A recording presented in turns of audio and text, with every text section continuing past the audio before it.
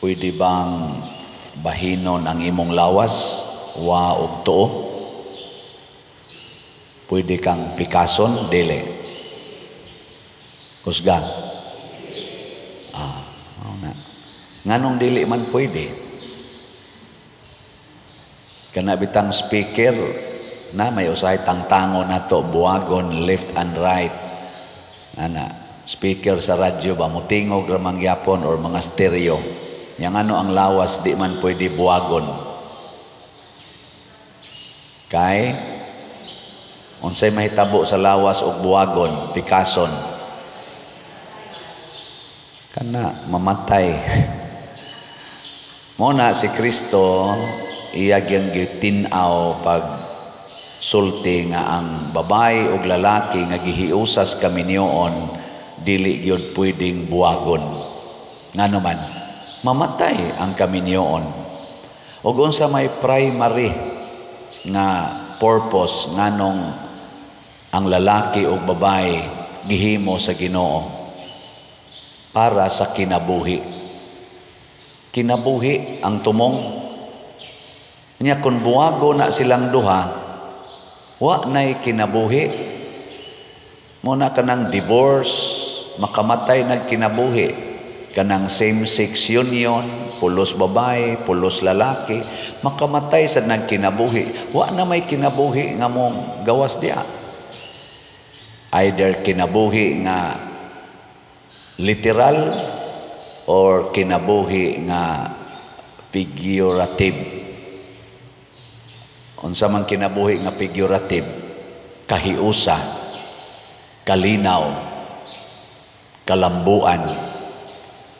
Muna, matod pa sa studies, dugay na kainin akong nakatunan, bisag kamo nakatuon mo ani. Unsa gani imong batasan sa imong diha sa imong pamilya, mao sa na imong batasan didto sa katilingban nga dako. Sakto dili? Oy. Bisag magpakaroon ingnon pa ka, magpakabuutan-buutan ka, igabot dito sa katilingban dako, sama dito sa imong eskwelahan, imong opisina, or diha sa imong mga organisasyon, dinhiba simbahan, sama aning liktor, sulob-sulob ka nang naang brunda, ari dire, or ari bas pagkapari, sulob-sulob aning sutana. Pero dito sa pamilya nako, sa akong kaugalingong pamilya, salbahis kay kustanan, nya din himura kog santo tanahon, mugawas ginang pagkasalbahis nimo. Ngilingay mong tupad. Ing na buutan ka sa inyong pamilya. Ing na kuno, nabuutan ka. Anha gina magsugod. Kung ikaw diha sa imong pamilya tapulan kay kastanan, inig trabaho nimo tapulan lang yapon ka. Kung sa inyong pamilya yaw-yawan kay kastanan, inig abot dito sa imong dakong katilingban, yaw-yawan yapon ka. Kung sa inyong pamilya di kay kamo care sa imong kaubas pamilya, imo pa nang taguon ang mga pagkaon kay ikarigi kaon-kaon, bintahuso kay ka, bintahusa kay kastanan, igabot sa dimos katilingban, bintahusa sa kay kastanan, tikasan sa kayo ka. Kung sa inyong pamilya madinumtanon kay ka, imo ginang hinumduman ang sala sa imong kanana ang kaubas pamilya, gikan pa atong gagmay pa mo hangtod na lang nanagko mo, gikan atong primero ninyong kasal or uyab pa mo, imo ginang hinumduman ang sa imong bana or sa imong asawa. Inig abot ni mos dakong katilingban, puwerte gyapon ka madinumtanon. Tinuod dili. Mao na karon ang kalibutan nailad sa yawa. Matud pa ni Kristo, dili naman na maoy inyong gisunod ang purpose sa Ginoo. Si Moises nitugot ninyo nga magbuwag mo tungod kay gahi mo ulo. O gisulti na ni Propeta Sirach diri sa atong unang pagbasa. Bisan siya mismo nagtambag nga pangitag higalang tinuod. kanang maunongon nga higala. Nya ayaw salig sa kada tao. Ayaw salig. Kinsa man ang maunongon nga higala, kana kunong mahadlokon sa Ginoo. No, tanawa ha? Mahadlokon sa Ginoo. Ang matod pas tubag nato sa Salmo, ang mahadlokon sa Ginoo kanunay moingon. Unsa to? Tubag nato Salmo? Ha? Basta ako nalimot man ko. Agaka ako Ginoo diha sa dalan sa imong mga sugo. So kanang mahadlokon des Ginoo, magsubay gina siya sa sugo sa Ginoo. Nya kay ang Ginoo nag-ingon man, ayaw gyud divorce, ayaw bulaga ang gihiusa sa Dios. Nya kun ato nang sundon, mahimo kang maunongon nga higala. Unsa man ang pag-unong? Pasabot pa og muunong ka sa imong higala, di ka mubuwag niya. Muunong ka ng maong tao, di ka mubuwag niya. Masinati nimo ang mga kalisdanan, masinati nimo ang kasakit ug ang kalipay. Masinati nato ang tanang realities sa kinabuhi, kasakit, kalipay, kahamugaway, kapitos sa sakit ug sa maayong panglawas. Di ba? Mao na ang gipanaa dihas minyo. Gilingay mong tupad. Ing na muunong ka nako. Ing na kuno. Pangutan abang. Ing na muunong ka. Oy, matod pa diri sa unang pagbasa, mailhan ani mong maunongon o dili maunongon. Kay panahon sa kalisdanan, mubuwag na siya nimo. Pinangga kay kaniya. Basta maayo pa ang inyong sitwasyon, naa pa siya makuha nimong kaayuhan, pero wa na gani iya dayon kang biyaan. Nakita ni nato sa ato mga political leaders dinis atong nasod. Unit team sila sa dihang nangandoy pa sila nga atong butaran. Unit team. Hinomdo mo 2022. Uy. Unit team. Kusog ka ito sila. Portigyong kusuga. Karon, duha na. Team Marcos, Team Duterte. Mayunite pa ka na sila. Nga duha naman na sila ka teams. Mayunite pa, dili. Mayunite. Mayunite. Basta ang Team Marcos, dili manaot sa Team Duterte. O ang Team Duterte, di sad manaot sa Team Marcos. Kung sa manang dili mo daot, kana bang di nimo awayon, dili nimo daog-daogon, dili nimo lisod-lisoron ang maong tao. Ang imo ra gyung sawayon o ang imong i-highlight ang iya ra gyung mga buhat. Kung bati, sawaya. Kung nindot, dayga. Ana, mao nay maunongon. Pero di ti ka awayon, di ti ka isalikway. Pero bati kag binuhatan, sawayon ti ka. Kung nindot kag binuhatan, daygon ti ka. O kanang pag-zero karon sa budget sa PhilHealth, unsa man na, daygon o sawayon? Sawayon na nato. Nganong gisiro na nimong budget sa PhilHealth? Karon naapatoy gitransfer nga kwarta nga kunuhay sobra sa PhilHealth nga 89 billion. Unya ang na-transfer 60. Nabuta na isyuhag TRO sa Supreme Court tong niadtong pila ka tuig na tong milabay, last year ba to? Wa madayon og transfer ang 29 billion. Karon naay kiha ana nagi-file ang sa to mga kaigsuonan nato gi-question nganong gi-transfer ang kadtong kwarta na reserve fund sa PhilHealth. Nag-hearing dito sa korte pertinang sikata karon naa sa atong social media. Nag-hearing, nakabati mo sa hearing sa Supreme Court. Wa mo kabati. Pastilan wa sa gid mo pananaw mo sa social media naa ang tibuok hearing, 3 hours man siguro na, makita ninyo ang ilang panagtubag-tubag dito. nasa gipangkutlo lang. Ug usa sa akong na kuha mao kini. Ningon sila gibalhin ang pondo ngadto sa kuan kay sobra na gidto siya, kay ang PhilHealth na ay reserve fund nga dili na gyud matandog, around mga 500 billion ni adtong record nila sa 2021, year 2021, na ako no'y mga 400 ba to or 500 billion mo na gisultis taga ditos nagdipinsa sa PhilHealth.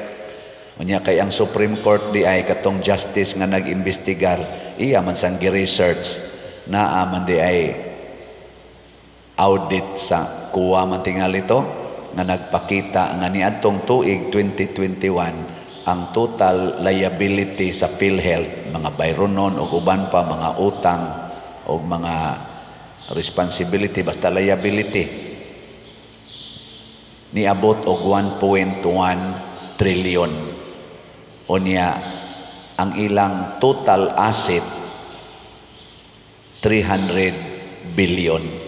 So naa sila'y deficit nga mga 800 billion. Isahain man ang reserve ani, kay naapay reserve sama ng time deposit, mo reflect unta na sa asset. O niya, asset minus liability equals deficit man. Mao man na tingali sa accounting, mao ba na? Mao man na nakatuna na kusuna.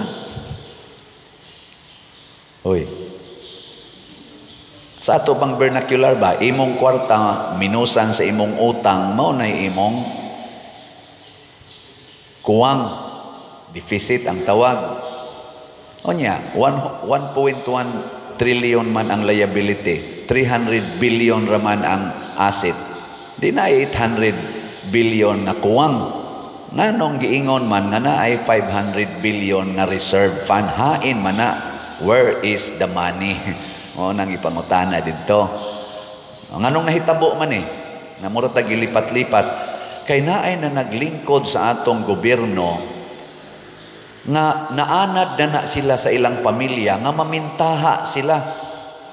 Ang ilang pamilya, mga bintahosa, mo na ilang nakatunan. Nitubo siya nga bintahoso or bintahosa, maniguro lang siyang kaugalingon niya, maglipat-lipat siya aron di masakpan.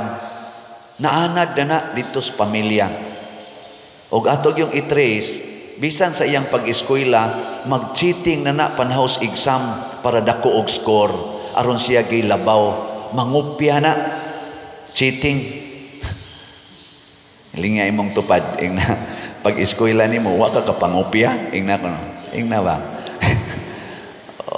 Mga bintahoso para lang mo pasar, para lang ma-honor niya ang ginikanan sa daan na usahay, kuntis-kuntis o kinsay mabalediktoryan, muhatag sad na og suborno ngadto sa mga maestra o sa principal. Ma'am, ibalediktoryan lang akong anak. O di ay manoko, ana, di ay mangga pila ka kilo. Ana, subornohan ba? Mao na karon naanad sag suborno. Nya karon kining pag zero budget sa PhilHealth, mao gyapon rason nganong gisiro man ninyo nga naa may deficit, naa pa may mga bayronon. Nganong gisiro man? O, lain na sa nang kaso na sad. Nganong gisiro ang PhilHealth? Mauna, kini bunga ni sa atong mga leaders na nitubo sa pamilya nga dili mahadlokon sa Ginoo. Ang mahadlokon sa Ginoo nga mga leaders kanang dili mo engage og corruption. Kanang mga leaders nga andam mo antos sa pinubre na kinabuhi apan grabing mo serbisyos katilingban. Bisag barangay konsihal, bisag barangay tanod, bisan ganing presidentes kapilya, basta kamaong mo unong, kamaong mo antos alang sa kaayuhan sa iyang mga kauban, kana mahadloko na sa Ginoo. Naabataroy mapili ana. Kinsa man sa team Marcos o team Duterte nga maunongon sa atong majorities mga Pilipinos, labi na gyud mga kabos, kinsa man ka nila ani, maunay atong pilion. Kanang atong nakita nga murag wa gyud pagpakabana, siging pamakak, siging kuha ang kwarta. Na maganiroy nag-analyze akong nakitaan, ngilngig kay nistanan. Ang una niyang gisulti, ang politika sa atong nasod gihimo ng negosyo, business. Highest bidder ang akong butaran, ang akong sundon, ang akong tagaan sa akong loyalty kadtong dakog ihatag nako. Tinuod na dili. Kamo nalay observe ana. Nya iyang gimension kining impeachment mao nay usas dako kayong business sa mga senador o sa mga congressmen. Tanawa lang na social media. Nakusus, grabihain siya. Oh, dako kay na business. Dili man na siya base sa ebidensya. Di na basis ilang argumento. Kanang ilang argue diha, kanang mga ebidensya nga ilang ipresentar. Dito ganis Congress, gi-impeach ang Vice President. Wa man gani ebidensyang gi-presentar. Wa man gani hearing. Wa man gani argument nga kanang husay sila, gatubag-tubag sila. Wa man gani gidritso man ganig pirma, niabot og hapon, pirma naman niabot pagkabuntag. Pagkahapon approve naman 215 pagyud ang nipirma sa ato pa. It's saman personal agenda, business, either business nga naay kwarta nga na-involve or business na relasyon ang na-involve. Ana ra man na. Pero kasagaran gyud kwarta ug naay ni leak ana karon na porting dakuas kwarta nga nasaad or nahatag sa atong nasod, sa panudlanang sa atong nasod ngadto ni adtong pag-impeach sa Vice President na paspas kayo. Mao na iampo nato nga dili unta madayon ning divorce dinhi sa atong Pilipinas kay naa na ra ba ni sa Senado, approve na sad ni sa Kongreso. Nya mura man ganig nakapasar na matingali to sa second hearing sa Senado, mo may akong nadunggan nga huhungihong kanindot untag dili gyud ma-approve ang divorce dinhi sa atong Pilipinas. Bahala nag ang tibuok kunong kalibutan na anay divorce ang tanang nasod. Kita na lang ang why divorce bill. Kanindot untag di ma-approve. Kana bang mapakita gid nato nga kita mga Katoliko mahadlokon sa Ginoo. Kay mubunga sa unta ni sa atong pagka hiusa ba na dili ta magbuwag mga Filipinos. Nabitay nangutana nako, Father, nganong ni pasar mas Congress ang divorce bill nga majority sa naas Congress Katoliko man na? Nganong namirma man sila? Ako dayong giingon, daghan kaing Katoliko lasngan pero wa nas buhat. Katoliko sangan pero dili mahadlokon sa Ginoo. Munang dili sa sila maunongon ug nakita nas kinabuhi sa atong mga politicians. Hasta sad sa namo diri sa simbahan, daghan sa namong mga pari na dili maunongon sa mga parishioners. Sige ra mig kolekta, first collection, second collection, baligya pagid aning slot. Igo ning gawali. Pero dili maunongon. Ug unsa may timaan sa pari nga maunongon or sa obispo nga maunongon, makita na sa community nga iyang gidala. Mulambo gid na ang community, ang katilingban nga iyang gidala. Kung ang pari maunongon sa parishioner, mulambo ang parokya. Kung ang pari maniguro la siyang kaugalingon, magkaut-ut ginang parokya. Kung ang bishop maunongon sa iyang diocese, mulambo gina ang archdiocese or diocese. Pero dili gani maunongon, mag-anam gidag kaut-ut ang maong diocese. Mausa na ang simbahan. Kung ang kaming mga leader sa simbahan maunongon natong mga niya sa simbahan, mag-anam og lambo ang atong simbahan.